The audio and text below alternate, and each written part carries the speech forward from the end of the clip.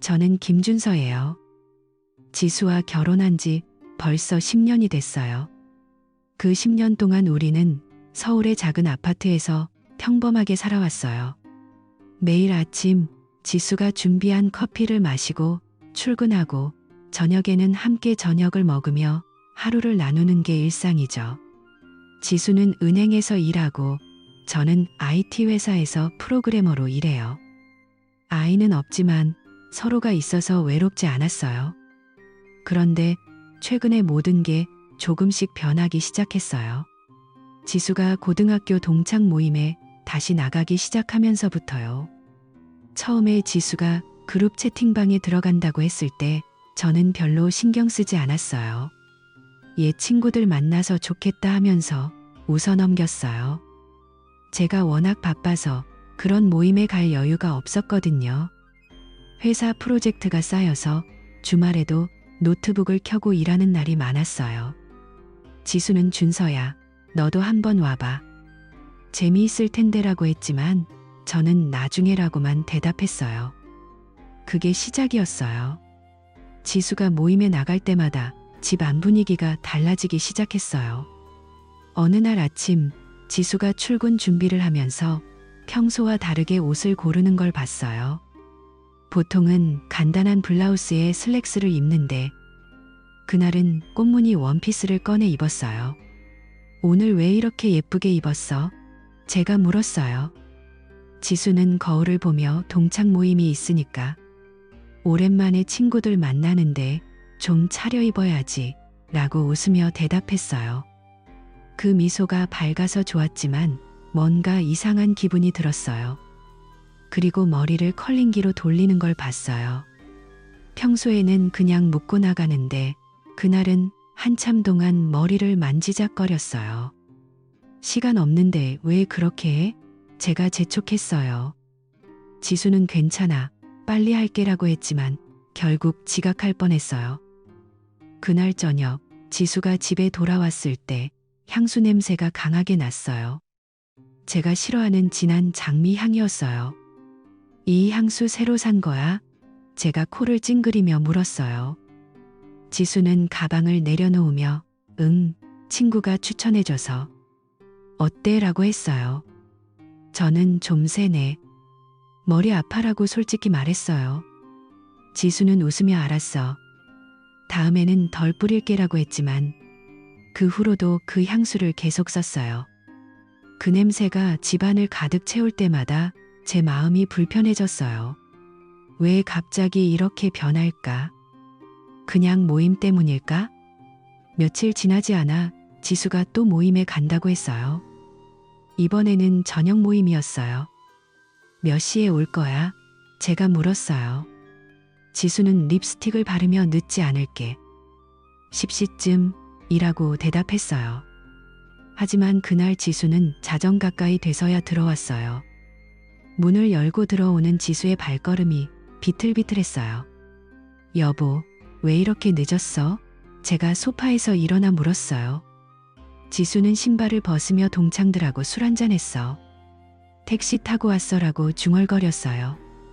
그런데 그 순간 제 눈에 띈 건 지수의 옷차림이었어요. 아침에 나갈 때 입었던 베이지색 블라우스와 검은 치마가 아니에요. 대신 파란색 원피스가 몸에 붙어 있었어요. 그 옷은 뭐야? 나갈 때 입은 거랑 다르잖아. 제가 놀라서 물었어요. 지수는 피곤한 듯 눈을 비비며 모임에서 음료 쏟아서 갈아입었어. 친구 집에서 빌렸어라고 했어요. 그 설명이 너무 어색했어요. 왜 친구 집에 가서 옷을 갈아입을까? 미리 준비한 건 아닐까? 그날 밤 지수가 샤워하는 동안 저는 부엌에서 물을 마시며 머리를 쥐어짜봤어요. 불안한 마음이 가슴을 누르기 시작했어요. 다음 날 아침 지수가 출근한 후 저는 참지 못하고 지수의 핸드폰을 들었어요. 비밀번호는 서로 알고 있었어요. 결혼 초부터 비밀 없게 하자라고 약속했으니까요.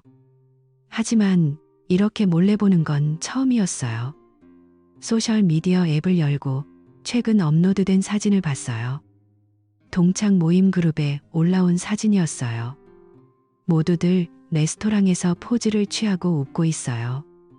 지수는 가운데 서 있고 바로 오른쪽에 박진우가 서 있었어요.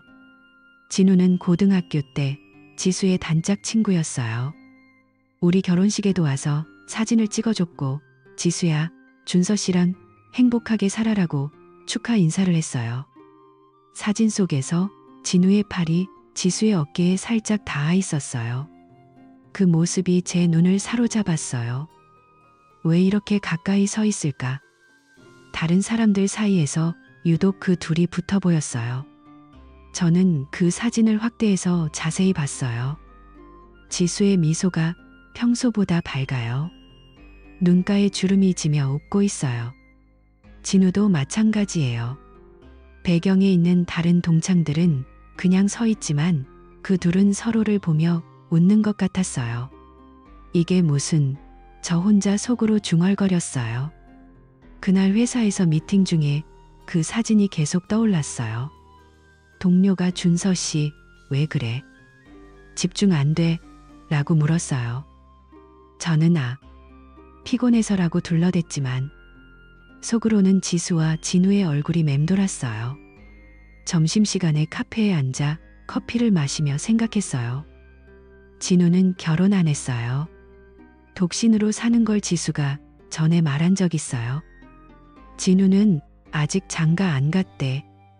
자유롭게 사내라고 웃으며 했어요. 그 말이 이제는 다르게 들렸어요. 집에 돌아와 지수를 보니 지수는 저녁을 준비하고 있었어요. 오늘 어땠어? 지수가 물었어요. 저는 애써 웃으며 바빴어. 너는? 라고 대답했어요. 지수는 모임 사진 봤어? 재미있었어 라고 했어요. 저는 고개를 끄덕이며 응 봤어. 진우도 있었네 라고 슬쩍 던졌어요. 지수는 순간 멈칫하더니 응. 오랜만에 봤어 라고 했어요. 그 멈칫하는 순간이 제 의심을 키웠어요. 왜 멈칫할까? 그냥 친구면 자연스럽게 말할 텐데. 그날 저녁, 우리는 TV를 보며 앉아 있었어요. 지수가 제 어깨에 기대오자 저는 몸을 살짝 피했어요. 왜 그래? 지수가 물었어요. 저는 그냥 피곤해서라고 했지만 속으로는 그 향수 냄새가 다시 코를 찔렀어요. 주말이 됐어요. 지수가 또 모임에 간다고 했어요. 이번에는 어디서 만나? 제가 물었어요. 지수는 메이크업을 하며 카페에서 커피 마시고 수다 떨거야 라고 했어요. 저는 진우도 올까? 라고 물어봤어요. 지수는 브러쉬를 내려놓고 글쎄, 올 수도 있지. 왜? 라고 되물었어요. 저는 그냥 사진 봐서라고 했어요. 지수는 웃으며 오버하지 마. 그냥 친구야 라고 했지만 그 웃음이 어색해 보였어요. 지수가 나간 후 집은 조용했어요. 저는 소파에 앉아 창밖을 봤어요. 비가 오기 시작했어요. 지수가 진우와 카페에 앉아 웃고 있는 장면이 머릿속에 그려졌어요. 가슴이 답답해요. 왜 이런 생각이 들까? 10년을 함께한 부부인데 왜 의심할까?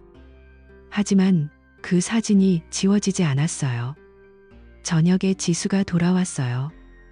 재미있었어? 제가 물었어요. 지수는 가방을 걸며 응, 옛날 이야기하느라 시간 가는 줄 몰랐어라고 했어요. 그런데 지수의 핸드폰에 메시지가 왔어요. 벨 소리가 울리자 지수는 재빨리 핸드폰을 집어들었어요. 저는 슬쩍 봤어요. 발신자가 진우였어요. 메시지는 오늘 고마웠어. 다음에 또 보자였어요. 지수는 그걸 읽고 바로 지웠어요. 왜 지울까? 그냥 친구 메시지면 왜? 그날 밤 지수가 잠든 후 저는 불을 켜고 앉아 있었어요. 잠이 오지 않았어요. 지수의 얼굴을 보니 평화로워 보였어요. 하지만 제 마음은 그렇지 않았어요. 배신감이 스멀스멀 피어올랐어요. 다음 날 출근길 지하철에서 저는 진우의 소셜미디어를 검색했어요. 프로필 사진에 진우가 웃고 있었어요. 최근 포스트는 모임 사진이었어요. 캡션에 오랜만에 친구들 만나서 좋았어. 특히 지수라고 적혀 있었어요. 그 특히 지수라는 말이 제 가슴을 찔렀어요. 왜 특히 지수일까? 다른 친구들은? 회사에 도착해서도 그 포스트가 머릿속을 떠나지 않았어요. 동료와 점심 먹을 때 요즘 부부 생활 어때? 라고 물었어요. 저는 좋아라고 대답했지만 속으로는 아니었어요. 저녁에 집에 돌아오니 지수가 요리를 하고 있었어요. 여보, 오늘은 일찍 왔네. 지수가 반겼어요. 저는 테이블에 앉으며 지수야, 그 향수 안 뿌렸어? 라고 물었어요. 지수는 응, 네가 싫어하니까 라고 했어요. 하지만 코를 가까이 대보니 희미하게 냄새가 났어요. 모임에서 뿌린 건가? 저는 포크를 쥐며 모임에서 진우랑 무슨 이야기 했어? 라고 물었어요. 지수는 국을 저으며 그냥 옛날 학교 이야기. 왜 자꾸 물어봐? 라고 했어요. 그 말투에 짜증이 섞여 있었어요. 저는 그냥 궁금해서라고 했지만 우리는 그 후로 말없이 식사를 했어요. 그 주중에 지수의 핸드폰을 또 확인했어요. 메시지 기록에 진우와의 대화가 있었어요. 지난번 모임 사진 좋았어라는 진우의 메시지. 지수는 응, 너도 잘 나왔어라고 답했어요. 그게 끝이 아니었어요. 더 내려보니 다음 모임 언제? 라는 메시지도 있었어요. 왜 둘이 따로 연락할까? 그룹 채팅이 있는데 제 손이 떨렸어요. 회사 화장실에서 그걸 보고 나서 거울을 보니 제 얼굴이 창백했어요. 이게 현실인가? 저 혼자 중얼거렸어요. 비 오는 저녁, 지수가 또 늦게 들어왔어요. 우산을 털며 비 때문에 버스 늦었어라고 했어요. 하지만 옷이 거의 젖지 않았어요. 정말 비 때문이야? 제가 물었어요. 지수는 짜증나게 그럼 뭐 때문이겠어? 왜 의심해? 라고 쏘아붙였어요. 그 태도가 처음이었어요. 우리는 서로를 노려보며 서 있었어요. 요즘 왜 그래? 모임 나갈 때마다 늦고 옷도 바뀌고 제가 말했어요. 지수는 한숨을 쉬며 피곤해. 그만하자라고 하고 방으로 들어갔어요. 그날 밤 우리는 등을 돌리고 잤어요. 제 마음에 균열이 생기기 시작했어요. 며칠 후 지수의 옷장을 열어봤어요. 출근한 틈을 타서요. 그 안에 새 옷들이 몇 벌 걸려 있었어요. 태그가 아직 붙어 있어요. 그 중 하나가 그날 입고 온 파란 원피스였어요. 친구가 빌려준 게 아니었어요. 왜 거짓말을 했을까? 제 심장이 빠르게 뛰었어요. 옷장을 닫고 소파에 앉아 손을 떨었어요. 눈물이 고였어요. 이 모든 게 우연일까? 아니, 직감이 말해요. 지수와 진우 사이에 뭔가 있어요. 저녁에 지수가 돌아오자 저는 참지 못하고 대면했어요. 지수야, 솔직히 말해. 진우랑 무슨 사이야? 지수는 가방을 떨어뜨릴 뻔하며 무슨 소리야? 친구지, 라고 했어요. 저는 핸드폰을 보여주며 이 메시지들 봐. 왜 둘이 따로 연락해? 라고 소리쳤어요. 지수는 얼굴이 붉어지며 프라이버시 침해야. 왜 내 핸드폰 봐? 라고 외쳤어요. 우리는 크게 싸웠어요. 너 나 속이는 거 아냐? 제가 물었어요. 지수는 울면서 믿지 못하면 끝이야 라고 했어요. 그 싸움 후 집안은 얼음장처럼 차가웠어요. 저는 매일 지수를 의심하며 살았어요. 이 의심이 점점 커지면서 우리 결혼 생활의 그림자가 드리웠어요. 아직 시작일 뿐이었어요. 저는 김준서예요. 그 싸움 후로 지수는 제게 완전히 무관심해졌어요. 아침에 일어나서 커피를 타주지도 않고 저녁에 집에 돌아오면 그냥 핸드폰만 만지작거렸어요. 제가 피곤한 얼굴로 앉아 있어도 오늘 어땠어? 라고 물어보지도 않았어요. 대신 지수는 더 밝아 보였어요. 출근할 때 메이크업을 더 신경 쓰고 새 옷을 입고 나갔어요. 요즘 모임 없어? 제가 한번 물어봤어요. 지수는 고개를 저으며 응, 이제 안 나갈 거야. 피곤해서라고 대답했어요. 하지만 그 말은 거짓말이었어요. 불과 이틀 전 소셜미디어에 올라온 사진을 봤어요. 강남의 고급 레스토랑에서 찍은 거예요. 지수가 진우 옆에 앉아 와인을 들고 웃고 있었어요. 배경에 크리스탈 샹들리에가 반짝이고 테이블 위에 스테이크 접시가 놓여 있었어요. 사진 캡션은 오랜만에 동창 모임이었어요. 지수가 모임 안 나간다고 한 지 겨우 사흘째였어요. 그 사진을 보니 제 가슴이 무너지는 기분이었어요. 저는 더 이상 참을 수 없었어요. 그냥 의심만 하다 끝낼 수 없었어요. 행동으로 나서야 했어요. 회사에서 쓰던 예비 핸드폰을 챙겼어요.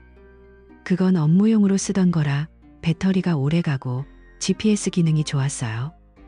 집에 돌아와 지수가 샤워하는 동안 그 핸드폰의 위치 추적 앱을 설치했어요. 앱 이름은 Find My Device 비슷한 거예요. 제 계정으로 연동해서 실시간으로 위치를 볼 수 있게 했어요.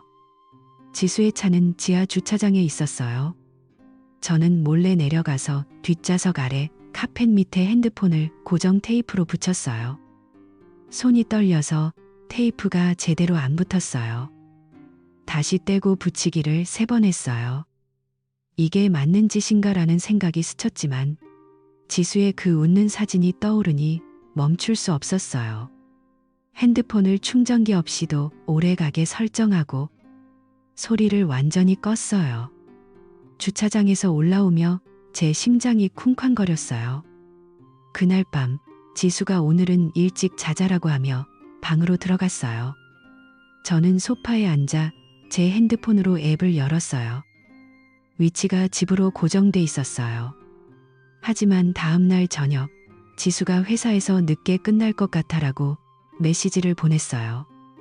저는 퇴근 후 집에 와서 앱을 확인했어요. 지수의 차 위치가 움직이기 시작했어요. 처음에는 회사 근처 카페로 갔어요.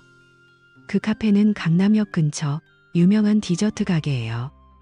저는 컴퓨터 앞에 앉아 실시간으로 지켜봤어요. 30분 후 위치가 이동했어요. 이번에는 이태원의 이탈리안 레스토랑으로요. 메뉴가 비싼 곳, 로맨틱한 분위기로 유명한 데예요. 저는 손톱을 물어뜯으며 기다렸어요. 1시간 후 위치가 다시 바뀌었어요. 이제는 모텔 거리로 이동했어요. 서울 외곽, 자동차로 20분 거리의 모텔촌이에요. 앱 지도에 빨간 핀이 그 모텔에 멈췄어요. 저는 자리에서 벌떡 일어났어요. 설마 중얼거리며 확대해서 봤어요. 모텔 이름이 분명히 스타 모텔이었어요. 지수가 그곳에 2시간 동안 머물렀어요. 시계가 자정을 가리킬 때까지요. 그 2시간 동안 저는 집안을 서성였어요. 커피를 타 마시려다 쏟았어요. 손이 너무 떨려서요. 지금 뭐 하는 거지? 진우랑 머릿속에 온갖 장면이 스쳤어요. 모텔 방 안, 지수가 진우를 안고 있는 모습. 제 발이 저절로 문 쪽으로 갔어요. 차 키를 쥐고 나가려다 멈췄어요. 가서 뭐 할 건데? 증거 없이 스스로를 말렸어요. 앱을 계속 새로 고침하며 기다렸어요. 마침내 위치가 움직였어요. 집으로 오는 길이었어요. 지수가 문을 열고 들어올 때 저는 TV를 보고 있는 척 앉아 있었어요. 지수는 피곤한 얼굴로 늦었네, 미안이라고 했어요. 샤워실로 들어가며 옷을 벗었어요. 저는 그 틈에 앱을 확인했어요. 모텔 위치가 로그에 남아 있었어요. 정확한 주소와 시간, 오후 10시부터 자정까지. 제 다리가 후들거렸어요. 지수가 샤워를 마치고 나오자 저는 물었어요. 오늘 어디 갔어? 지수는 수건으로 머리를 말리며 회사 사람들하고 저녁 먹었어. 왜? 라고 대답했어요. 그 거짓말에 제 속이 뒤집혔어요. 하지만 참았어요. 아무것도 아니야 라고 말하고 방으로 들어갔어요. 그날 밤, 지수가 잠든 옆에서 저는 눈을 뜬 채 천장을 봤어요. 가슴이 너무 아파서 숨이 막혔어요. 다음 날 아침, 지수가 출근한 후 저는 핸드폰 로그를 프린트했어요. 모텔 주소와 시간을 적어 두었어요. 그게 첫 번째 증거였어요. 하지만 더 필요했어요. 복수하려면 확실한 게 있어야 했어요. 회사에서 점심시간에 와이파이 라우터 설정을 공부했어요. 집에 돌아와 지수가 잠든 밤에 라우터를 재설정했어요. 비밀번호를 바꾸고 모든 기기 접속 로그를 기록하게 했어요. 제 컴퓨터에서 실시간으로 볼 수 있게요. 지수의 랩탑을 몰래 열었어요. 비밀번호는 생일이었어요. 브라우저 히스토리를 확인했어요. 최근 검색, 강남 모텔 예약, 이태원 레스토랑 주차장, 커피숍 로맨틱. 심지어 모텔 사이트에서 방을 예약한 기록이 있었어요. 결제 내역까지요. 카드 번호는 지수의 것이었어요. 저는 그 화면을 캡처했어요. 손가락이 차가워졌어요. 더 깊이 파고들었어요. 지수의 캘린더 앱을 열었어요. 그 안에 메모가 있었어요. 10시, 진우, 5호실. 날짜는 어제였어요. 모텔 방 번호예요. 제 눈이 커졌어요. 이런 소리가 저절로 나왔어요. 지수가 진우를 만나러 간 거예요. 그 메모를 사진 찍었어요. 랩탑을 닫고 자리에 앉았어요. 머리가 어지러웠어요. 지수가 집에 돌아오자 저는 평소처럼 저녁을 먹었어요. 하지만 밥이 목에 걸렸어요. 오늘 회사 어땠어? 지수가 물었어요. 저는 바빴어. 너는? 이라고 대답했어요. 지수는 그냥이라고 했지만 그 미소가 제게는 가식적으로 보였어요. 며칠 후 더 확실한 증거를 위해 카메라를 샀어요. 온라인으로 주문한 초소형 블루투스 카메라예요. 자동으로 클라우드에 업로드돼요. 지수가 쇼핑 나간 틈에 차에 설치했어요.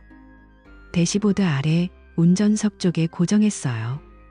각도를 조정해서 앞유리와 실내를 찍게 했어요. 배터리가 일주일 가요. 설치하고 나서 테스트했어요. 제 얼굴이 선명하게 녹화됐어요. 그날 저녁, 지수가 내일 모임 아니 회사 워크숍 있어라고 했어요. 저는 고개를 끄덕였어요. 다음 날 앱으로 카메라를 확인했어요. 지수가 차를 타고 출발했어요. 회사 방향이 아니었어요. 대신 서울 시내로 갔어요. 갑자기 승객이 탔어요. 남자예요. 선글라스와 마스크를 썼지만 체형이 익숙했어요. 진우예요. 목소리가 들렸어요. 오늘도 이렇게 만나네. 대담해졌어. 지수야. 설마 들키고 싶은 건 아니지? 진우가 웃으며 말했어요. 지수는 쉿, 조용히 해. 그냥 가자라고 대답했어요. 카메라가 그 대화를 녹음했어요. 제 귀에 그 말이 박혔어요. 대담해졌어. 그게 제게는 모욕이었어요. 비디오를 여러 번 봤어요. 진우의 손이 지수의 무릎에 살짝 닿는 장면도 있었어요. 차가 모텔로 향했어요. 도착해서 두 사람이 내리는 모습까지 찍혔어요. 저는 회사 책상에 앉아 그걸 보며 주먹을 쥐었어요. 이 새끼, 속으로 욕이 나왔어요. 집에 돌아와 지수를 보니 지수는 저녁을 차려놓고 있었어요. 늦었네, 지수가 말했어요. 저는 응이라고만 대답했어요. 그날 밤 더 파고들었어요. 집에 설치된 스마트홈 시스템을 확인했어요. 침실 공기, 청정기와 조명 로그예요. 제가 출근한 낮 시간에 작동 기록이 있었어요. 누군가 집에 있었어요. 지수가 혼자일 텐데 왜 공기청정기가 켜질까? 더 확인하니 지수의 핸드폰 로그에 영상 통화 기록이 있었어요. 진우와의 통화예요. 통화 시간에 집 배경이 보였어요. 스크린샷으로 저장된 거예요. 거실 소파, 주방 테이블, 심지어 침실 베개까지요. 우리 집에서 둘이 영상 통화한 거예요. 제가 없는 낮에요. 그 모든 증거를 모으니 이건 단순한 외정이 아니었어요. 제 집에서, 제 차에서, 제 눈앞에서 저를 무시하는 거예요. 지수가 진우와 웃으며 통화하는 장면을 상상하니 분노가 치밀었어요. 로그를 프린트해서 파일에 넣었어요. 카메라 비디오를 다운로드했어요. 메모와 위치 기록도요. 이제 복수를 준비할 때예요. 지수가 샤워하는 소리가 들려오자 저는 컴퓨터를 껐어요. 오늘 왜 그래? 무슨 일 있어? 지수가 물었어요. 저는 아니라고 대답했지만 속으로는 네가 한 짓 때문에라고 생각했어요. 그날부터 제 일상이 증거 수집으로 변했어요. 매일 로그를 확인하고 새로운 흔적을 찾았어요. 지수의 핸드폰에 또 메시지가 왔어요. 진우한테서 오늘 집에서 통화 재밌었어.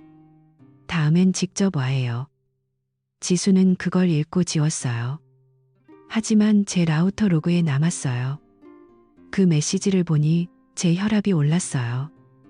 한 주 후 또 다른 모임날이 왔어요. 지수가 친구 생일 파티하라고 했어요. 저는 조심히 다녀와라고 말했어요. 지수가 나간 후 앱으로 위치를 봤어요. 카페, 레스토랑, 모텔 순서예요. 이번 모텔은 다른 곳, 러브 모텔이었어요. 3시간 머물렀어요. 카메라 비디오를 확인했어요. 진우가 차에 타며 준서가 의심하네 라고 물었어요. 지수는 걔는 바빠서 몰라라고 웃으며 대답했어요. 그 말에 제 가슴이 찔렸어요. 걔는 제가 그냥 걔예요? 10년 부부가 이렇게 끝나요? 비디오를 저장하며 눈물이 흘렀어요. 하지만 슬픔보다 분노가 컸어요. 더 많은 증거를 모았어요. 지수의 지갑에서 모텔 영수증을 찾았어요. 주머니에 구겨진 거예요. 날짜가 맞았어요. 그걸 사진 찍었어요. 스마트 홈로그를 더 자세히 봤어요. 낮 시간에 문이 열린 기록, 조명이 켜진 시간, 심지어 온도 조절기 변화까지요. 누군가 집에 들어온 거예요. 진우예요. 우리 침대에서 뭐 했을까? 그 생각에 토할 것 같았어요. 지수가 집에 돌아오자 저는 파티 어땠어? 라고 물었어요. 지수는 재미있었어. 피곤해라고 했어요. 샤워실로 들어가며 향수 냄새를 풍겼어요. 그 냄새가 이제는 역겨웠어요. 저는 방에서 혼자 앉아 모든 파일을 정리했어요. 폴더에 증거라고 이름 붙였어요. 이걸로 끝내야 해요. 복수할 거예요. 지수와 진우에게 갚아줄 거예요. 그들의 웃음소리가 제 귓가에 맴돌았어요. 저는 김준서예요. 그 모든 증거를 모은 후 제 마음속에 복수심이 불타올랐어요.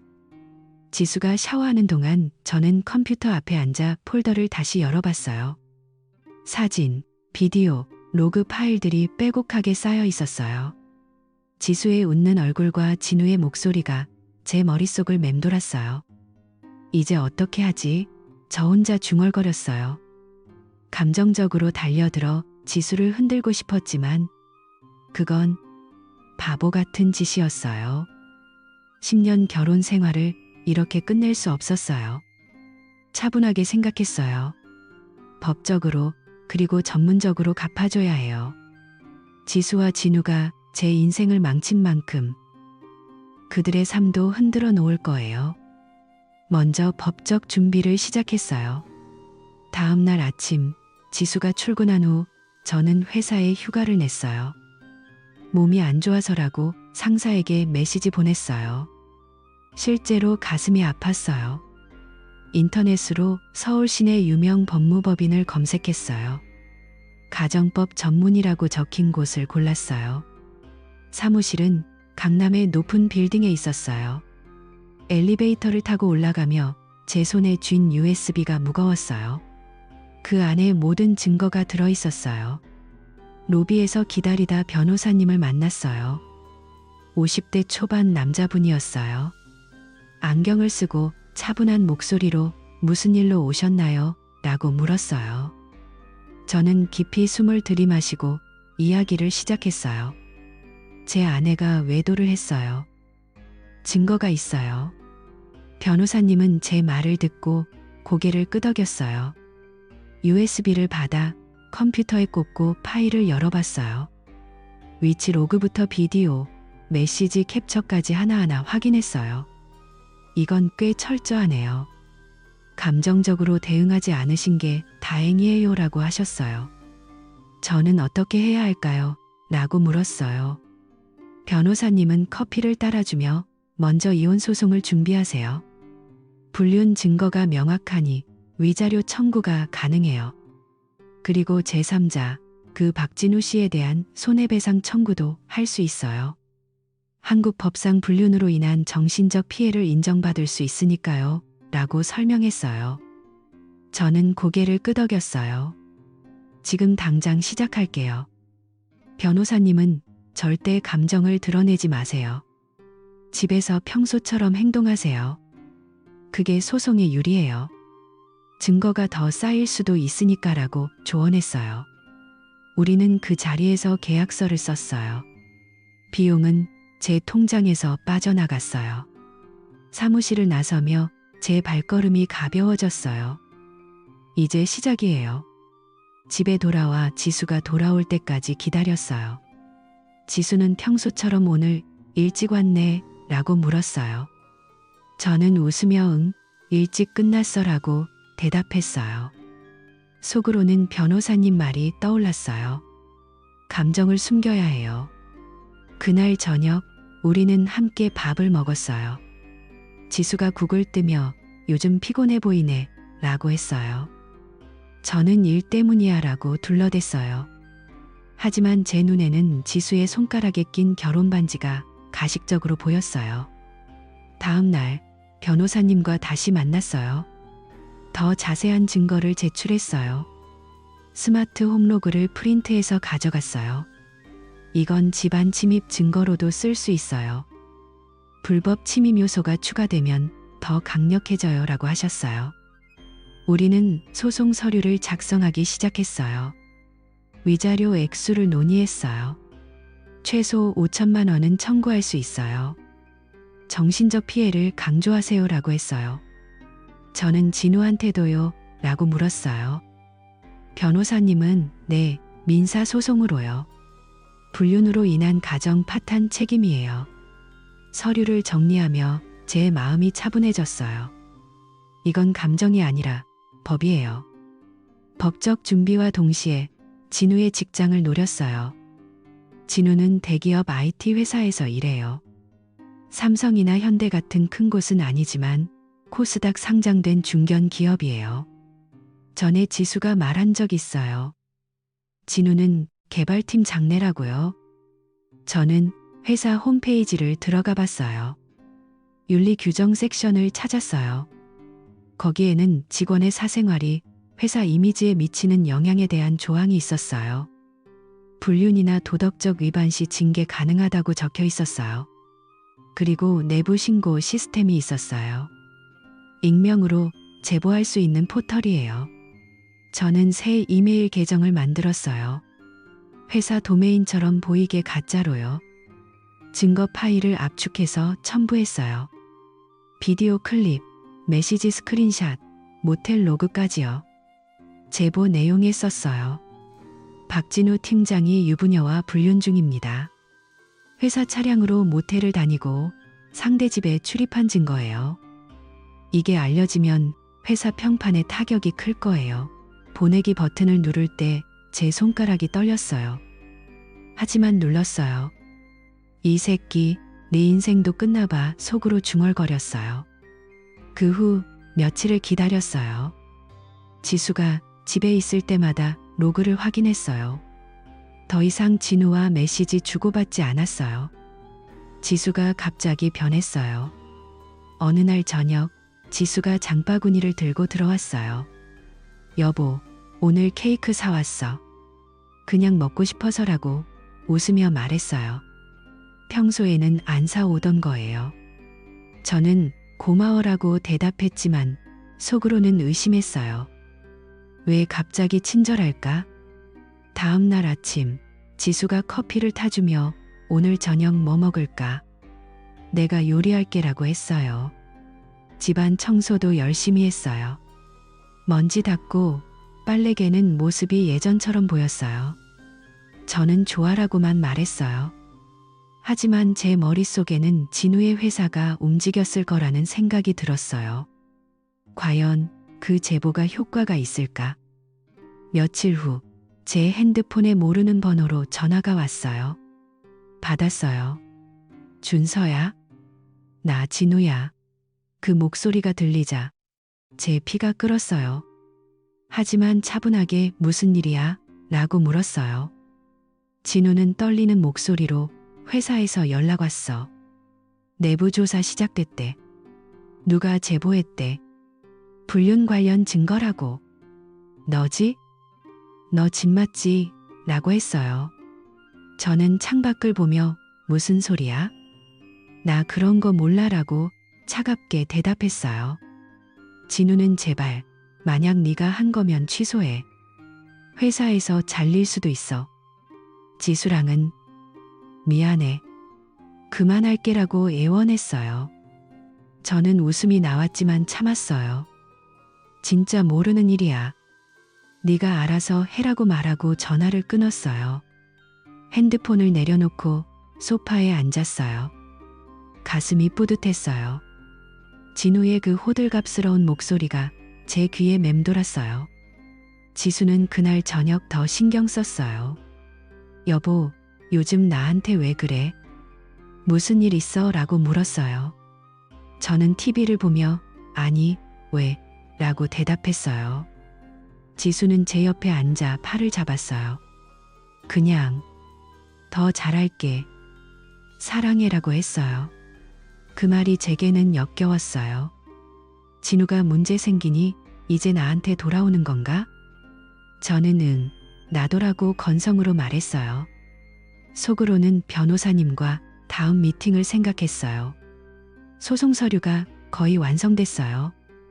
지수의 그 선물과 친절이 소송에서 불리할까봐 걱정됐지만 증거가 이미 충분했어요. 그날 밤 지수가 잠든 후 저는 컴퓨터를 켜고 회사 제보 포털을 다시 확인했어요. 추가 제보를 할까 고민했어요. 하지만 기다리기로 했어요. 진우의 회사가 움직일 거예요. 다음 주 변호사님 사무실에서 서류를 최종 확인했어요. 이혼 소장과 위자료 청구서예요. 진우 씨에 대한 손해배상 소송도 준비됐어요. 라고 하셨어요. 저는 서명했어요. 펜을 쥔 손이 차가웠어요. 언제 제출하나요?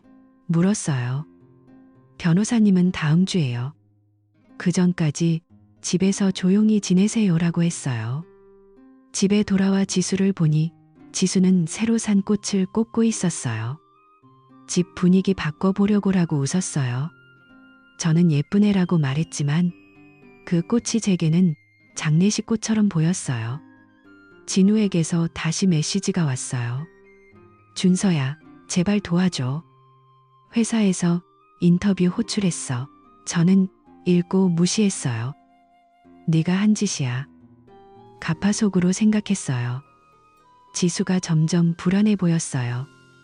핸드폰을 자주 확인하고 모임에 안 나갔어요. 어느 저녁 지수가 진우한테서 연락 왔어. 회사에서 문제 생겼대라고 슬쩍 말했어요. 저는 포크를 내려놓고 그래? 왜? 라고 물었어요. 지수는 모르겠어. 누가 신고한 거 같대라고 했어요.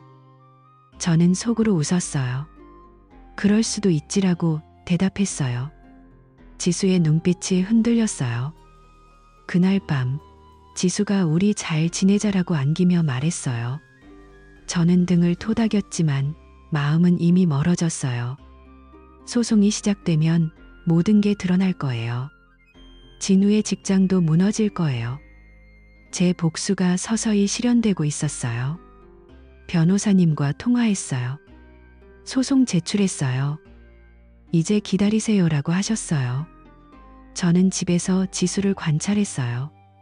지수가 몰래 진우와 통화하려다 포기하는 걸 봤어요. 라우터 로그에 시도가 남았어요. 이제 늦었어. 저 혼자 중얼거렸어요. 진우에게서 또 전화가 왔어요. 준서야, 회사에서 정직됐어. 제발 네가 한 거면 말해. 합의하자라고 울먹였어요. 저는 모른다고 했잖아 라고 차갑게 말하고 끊었어요. 그 목소리가 제게는 음악처럼 들렸어요. 지수는 그 주말에 우리 여행 갈까? 라고 제안했어요. 저는 바빠라고 거절했어요. 지수의 얼굴이 창백해졌어요. 복수가 맛있었어요. 이제 다음 단계예요. 저는 김준서예요. 그 주말 후로 집 안 분위기가 더 무거워졌어요. 지수는 제 눈치를 살피며 다니기 시작했어요.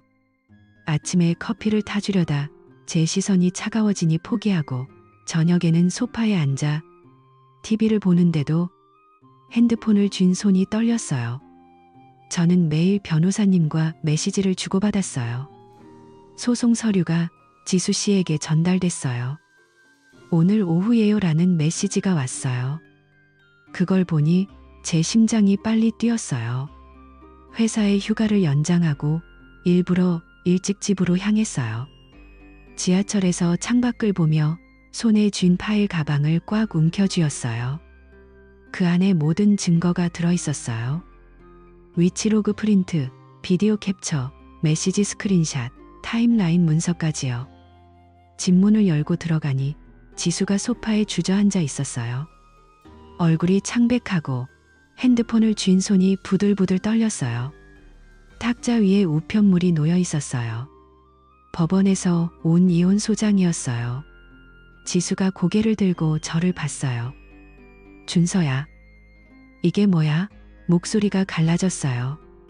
저는 문을 닫고 천천히 다가갔어요. 가방에서 파일을 꺼내 소파 앞에 던졌어요. 종이들이 흩어지며 바닥에 떨어졌어요. 봐봐. 네가 한 짓들이라고 차갑게 말했어요. 지수는 떨리는 손으로 그걸 주웠어요. 첫 페이지에 모텔 위치로그가 있었어요. 날짜와 시간, 주소가 빼곡하게 적혀 있었어요. 다음 장은 영상통화 캡처예요. 우리 집 거실 배경에 진우의 얼굴이 나왔어요. 지수는 그걸 보더니 핸드폰을 떨어뜨렸어요. 이게 어떻게 중얼거리며 얼굴을 감쌌어요. 저는 팔짱을 끼고 서서 지켜봤어요. 카카오톡 메시지도 있어. 그리고 타임라인. 네가 나 없을 때 집에 데려온 기록까지라고 했어요. 지수가 다음 장을 넘기다 울음을 터뜨렸어요. 준서야, 미안해. 정말 미안해라고 소리쳤어요. 하지만 제 마음은 이미 얼어붙었어요. 지수가 무릎을 꿇고 제 발 앞에 엎드렸어요. 그 사람은 그냥 순간적인 흔들림이었어. 나도 모르게 제발 용서해줘라고 울면서 말했어요.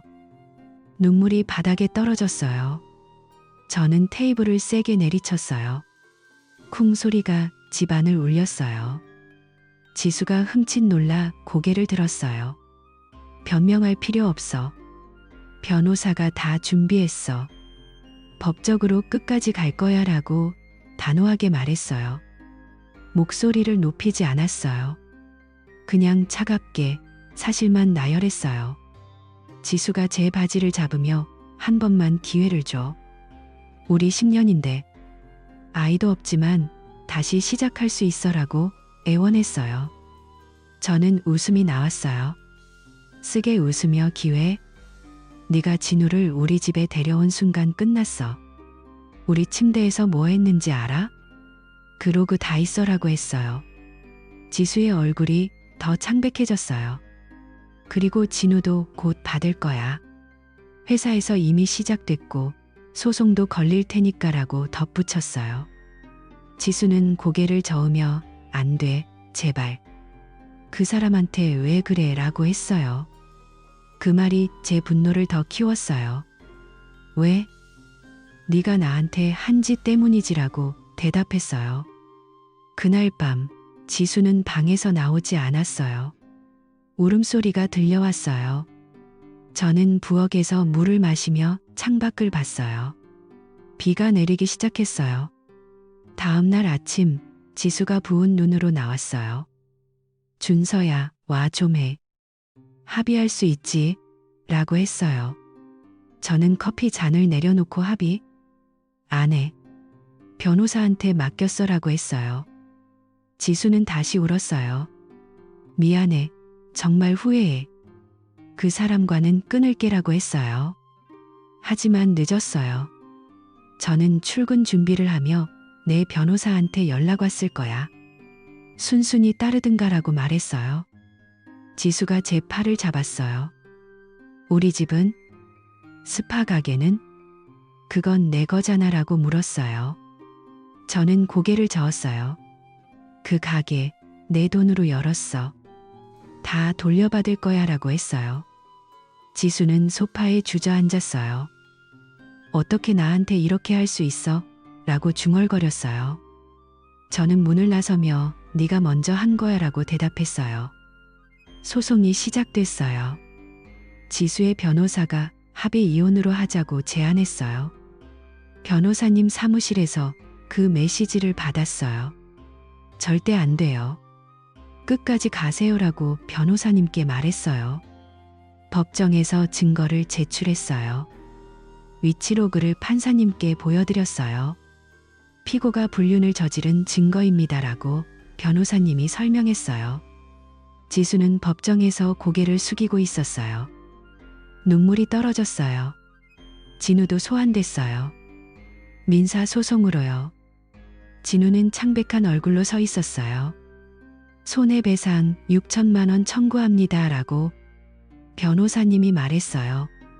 판사님은 증거를 검토하시고 불륜 사실이 명확합니다. 이혼을 인정하고 위자료 지급을 명령합니다라고 판결했어요.